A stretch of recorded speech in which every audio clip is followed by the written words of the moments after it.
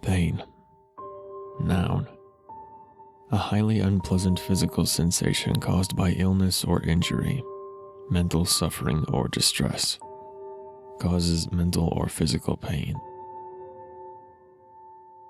We've all experienced pain, whether it's falling off your bike the first time you take the stabilizers off and getting a little graze, or having your feelings hurt by your best friend after a squabble over trading cards.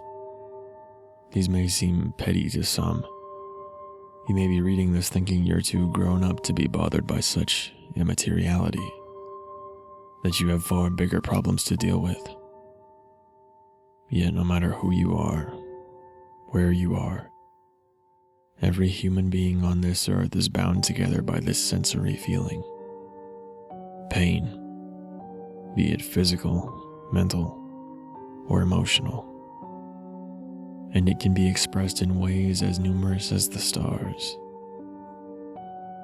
But for the sake of paper, I will list some more popular examples. Some sing it, like 3 Days Grace, Nickelback, Adele, Cannibal Corpse, and other artists. While this list of bands may seem rather scattered or few, I'm merely trying to make a point, not list my taste in music lest I trigger a thread of born in the wrong generation posts.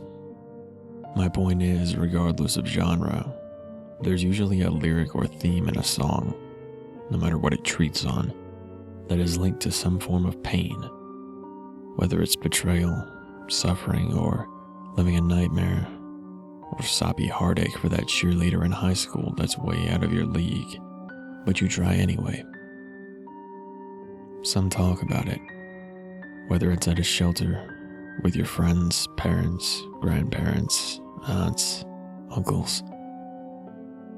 Whenever you converse with someone, there will always be a topic brought up by either you or them, linked to some kind of pain.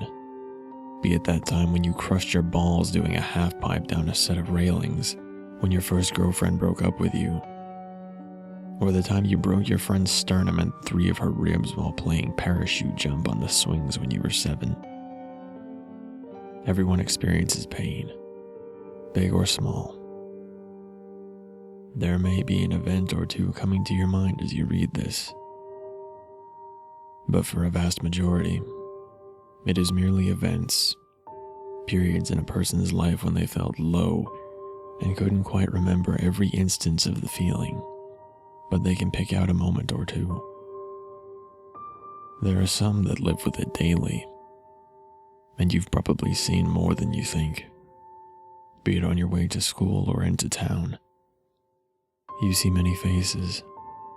The only memory of them is a fleeting glance upon whomever catches your eye, before they fade into the monochromatic sea of human life, never to be seen again. By you, anyway. But there are some that are a little closer to home than you think.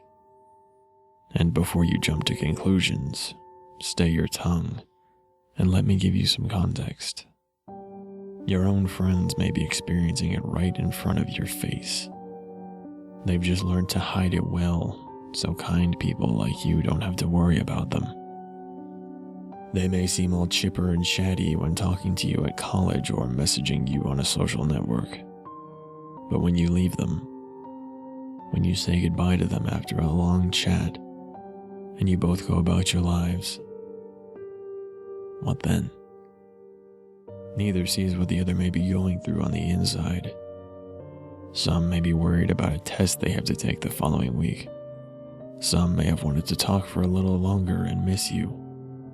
And some are staring at the unclean set of keys on the desk and looking at the scars on their arm.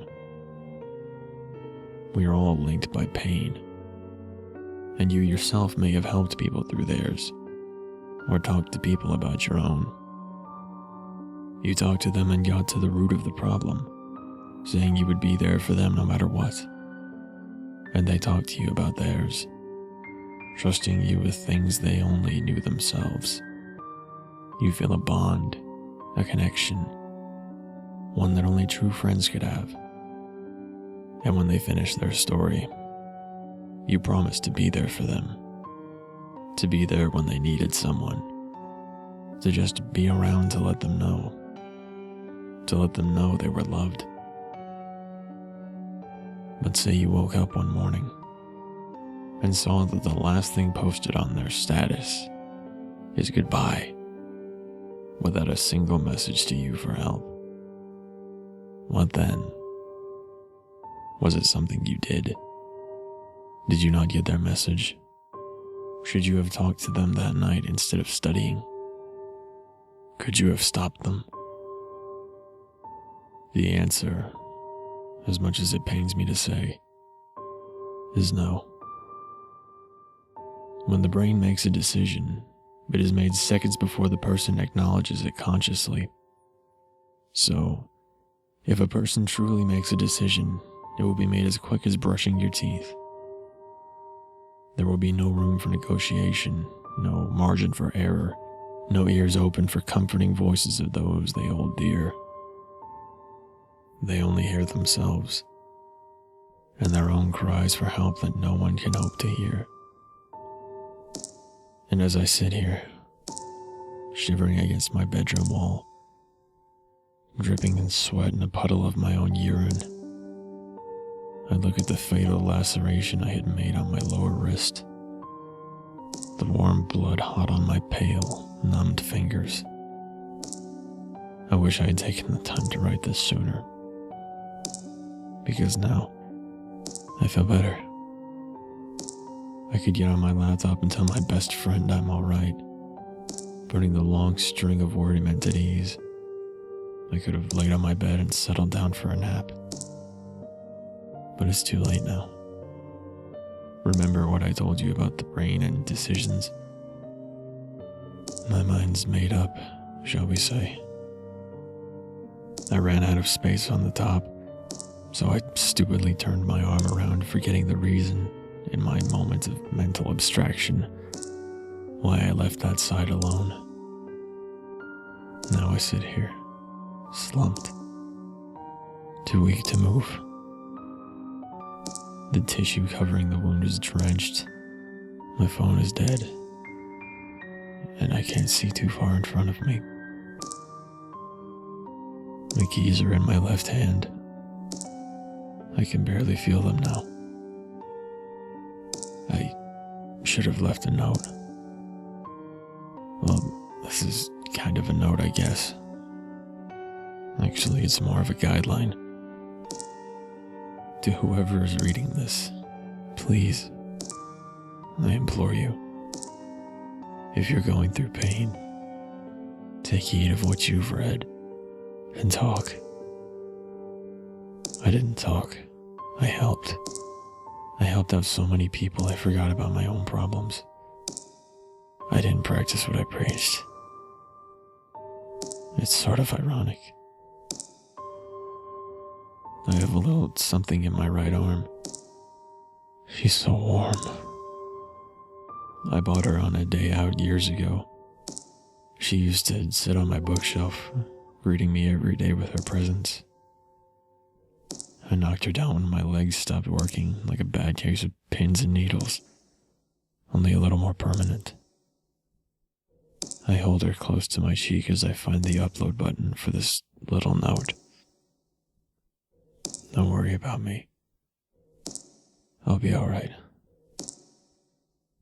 I have her at least. It's getting darker now. Better finish this up. There's the upload button. I can't see much. I think that's it. Better snuggle down then. This is going to be a long nap. I'm holding her close to me now. I feel safe. At least for a few more minutes. There. I gave her one last kiss. Now I can take her with me. Goodbye.